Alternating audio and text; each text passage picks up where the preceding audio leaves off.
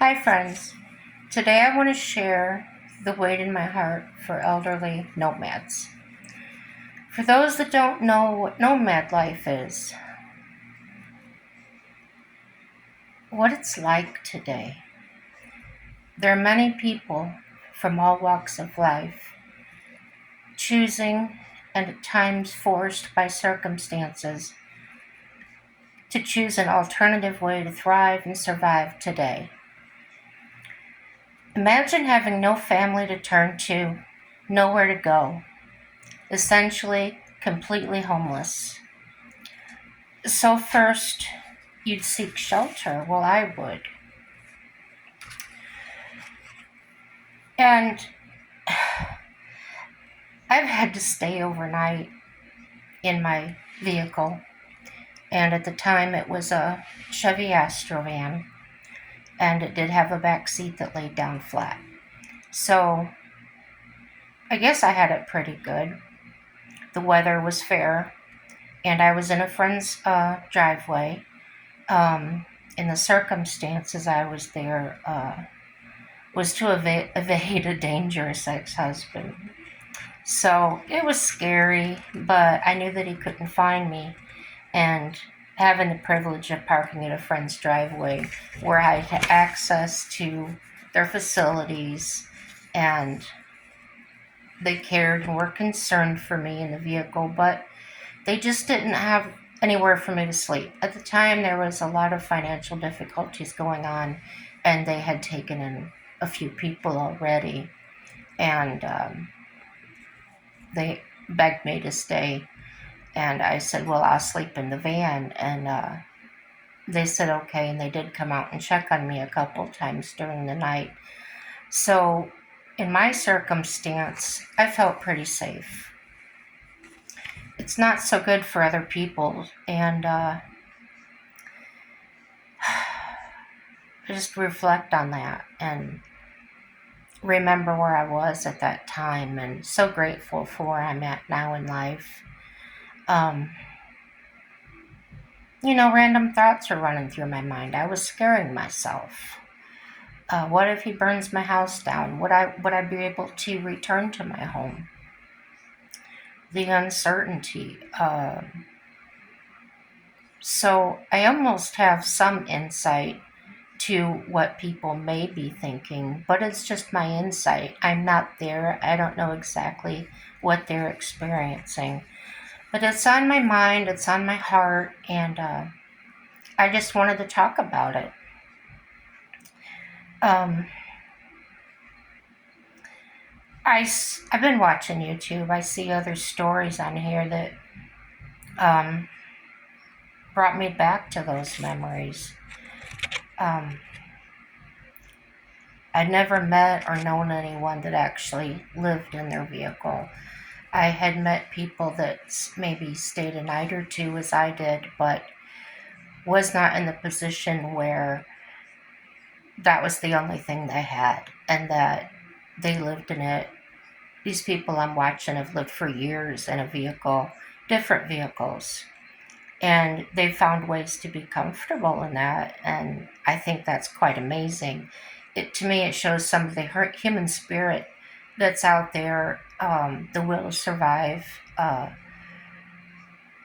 mother to necessity. Necessity is the mother to invention, and they're quite proving that. Let's see what I wrote down here.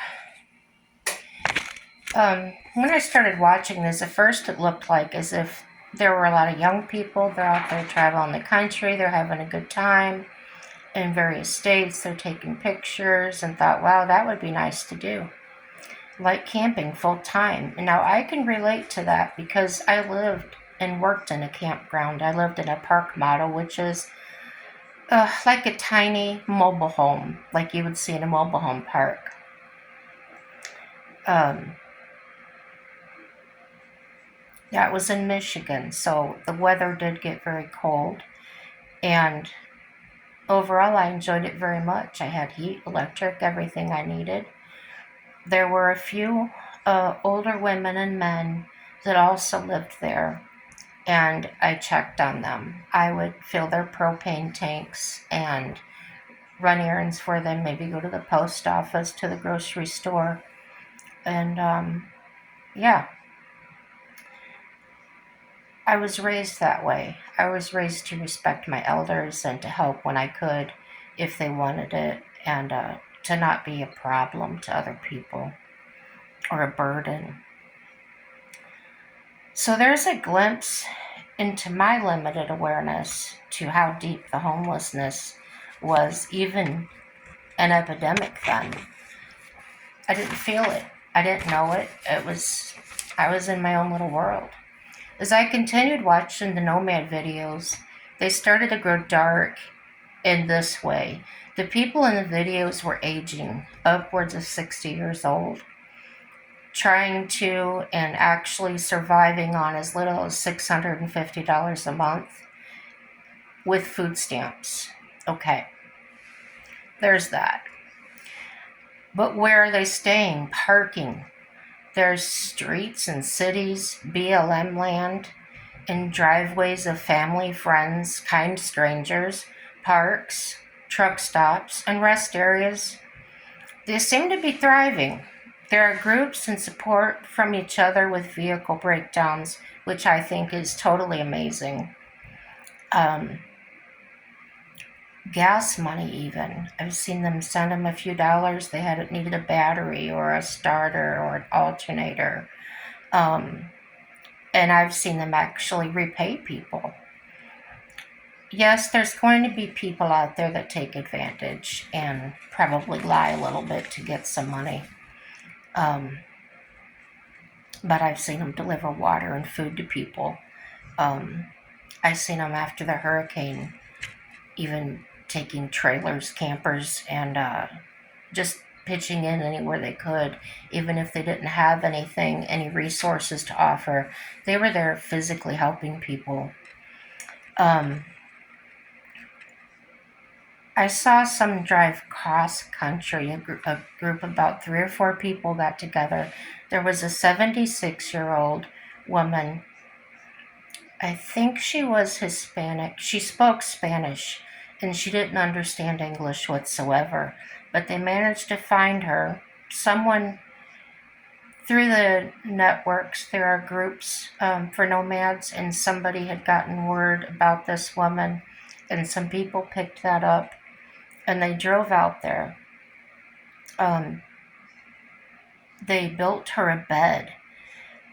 She was actually sleeping in the driver's seat. Her van was totally packed. Every inch of it was packed with her things. Those are the only things she owned, and she was attached to them. She absolutely would not let them go, and the communication barrier. So you can imagine it was challenging. But the way it ended up, they got her to put things in storage, and they built her a bed, and they actually taught her how to cook in her van. She didn't know how to do that. She didn't have any way to do that. Probably never even really been camping in her life. She always worked and provided for her family. However, she hadn't been in this country long enough or been a citizen long enough to earn Social Security. So she didn't even have that to get. So she was actually at 76 years old taking any job she could get, cleaning rooms, hotels, waitressing, anything she could do. I can't imagine. I just can't. So they got her set up, and from what I know, the follow-up videos, she's doing okay. Let's see. I have my notes here. Sorry about this. I told you everything that was on this page. Oh. I see it was like putting a large Band-Aid on that for that woman, but merely more comfort in a desperate place. She actually did not want to live that way, but really felt she had no choice. And to many, their vehicle has become home. And many have decided that even if they were offered a place to live, like an apartment or a house, something like that, they in fact would not do that. They would turn it down. Um, let's see where I'm at.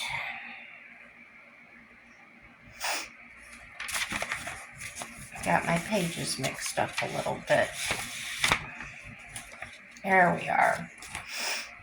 They all seem to have similar stories, like they lost their job and they lost their house, or they got evicted because they couldn't afford the rent, or the rent was actually raised on them and put them in such a financial bind that when you make a certain amount of money, you don't qualify for help. But when you're making a car payment and a rent payment out of that money, being as high as they are, it's a real struggle sometimes for families. Now, I don't have a family, it's just my husband and myself. But I've known families that have had a hard time, and of course, helped when I could. So, entire families, I'm talking mother, father, and children, even infants and little ones, are moving into camping trailers and RVs, and they call it a happy life. Some of them are homeschooled, some of them actually attend school. Maybe they'll park in a mobile home park or a campground. Um, and even there's challenges there. I heard that some of the campgrounds won't accept trailers beyond a certain year. So that could be a challenge. But not having a house payment, not having the property to take care of, the property taxes, the insurance, they probably are having a better quality of life. And being in close quarters can probably um, enhance the sense of family and closeness that we all need. Word of this has definitely spread, and as living in a sticks and bricks, they call it, that's living in a home or an apartment. Um, there are nomads that do not respect the sites allowing overnight parking. So it used to be that people could stay overnight, for instance, in a Walmart parking lot. And what they would do, they didn't set up camp, they didn't put lawn chairs out. It was a place to just park overnight and sleep. And they were under some parking lights and things, street lights, that um, generally felt pretty safe. Because of some of the Walmarts actually leasing the property owner said that wasn't allowed. And I'm sure it was probably insurance reasons, liability reasons, things like that. It's not a general goings on in the store, so it would probably make a lot of legal trouble. Some places have stopped it simply because the people that stayed there were not respecting the property. They weren't cleaning up after themselves, throwing their garbage out in the parking lot, things like that. Um, just all kinds of places like that, even on the BLM land, which is land that Americans owned us. It's owned by the people, that they could go stand it free. And I've actually seen videos where the nomaders are actually cleaning up after the weekend people. Those are people that actually do live in homes. They get off the weekend, they go out there and run their four-wheelers, and they have a great time. The problem is when they leave all that garbage behind. They'll leave baby diapers in the fire pits and all kinds of things. I've seen screws and nails and tire hazards just thrown about. Um, And so I would suppose the government agents, or whatever you call them, the rangers, when they check the BLM land and they find those things, nomads probably do get blamed for a lot of it. And I'm not saying they're all 100% on what they do either. Um, People are going to people. And that's whether you're in a sticks and bricks house or apartment, or you're living in your vehicle. People are going to people. So what I'm gathering from these videos is now cities in certain states are actually fining the homeless, and they're categorizing people that live in their vehicles and campers as homeless, even though they are not out sitting on the sidewalk, sleeping, cooking, relieving themselves in the streets. They're not setting up tents like some other people do, because they do not have the luxury of a vehicle. These nomads have addresses. They get their mail. They get their jobs. They work. Um, they're raising families, living their best life as anyone in a house or apartment would. The government housing in my area takes 30% of your income. Now, also where I stay, they also include the amenities, the water, garbage, Wi-Fi, and electric, and that's really nice. But in places where there are waiting lists to get into these houses, the apartments, where are they supposed to go in the meantime? Um, they're going to sit out on the sidewalk and get fined $300 or more because they are sitting there. And these are people that don't have the money in the first place. So now they're stacking up debt and fines, plus trying to find a place to live. And I don't think that's productive whatsoever.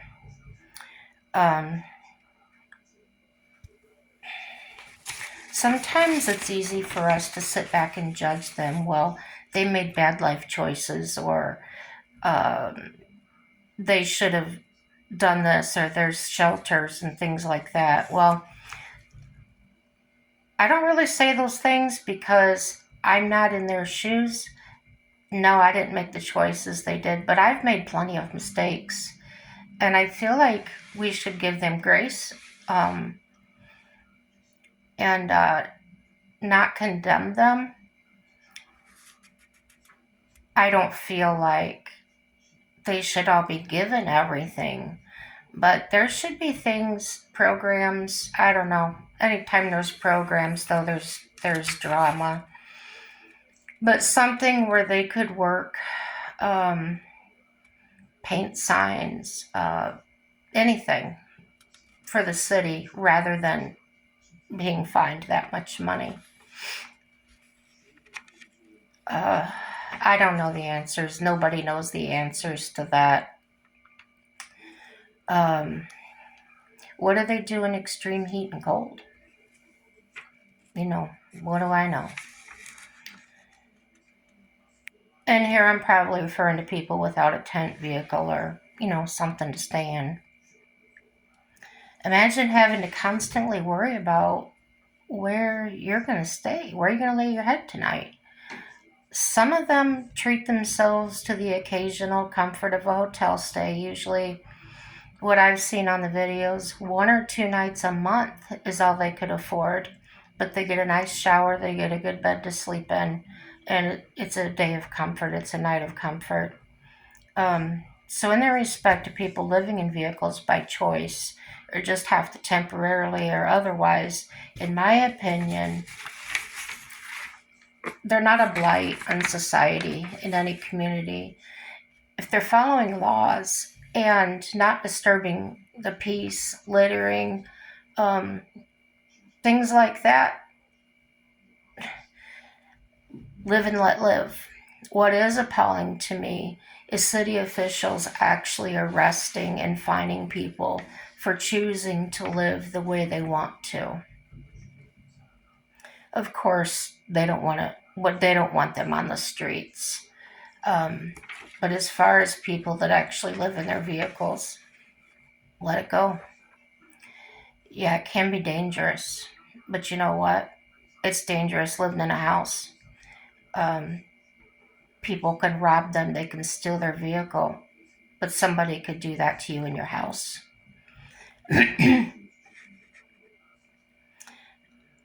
uh, Again, the BLM land belongs to American people. We are allowed to use it within reason, but as many things go, they're destructive and untidy folks that are not helping things out. From the videos I've seen, it's usually the weekender campers having a good time, like I said, running around and just blowing off steam. But please pick up your garbage. Don't leave it for everybody else to worry about. You know, the nomads are so kind of peeved because you're actually jeopardizing where they can stay. And I guess that's my vent. It's what I wanted to talk about. So if anybody has anything to add, I really want some feedback. And like I said, people are going to people, whether living in a building or a vehicle. We still act the same. We are who we are. The style of dwelling doesn't really make a difference and change who they are. Everybody have a happy day. Don't forget to subscribe, like it or dislike it. Any feedback is positive. Thank you.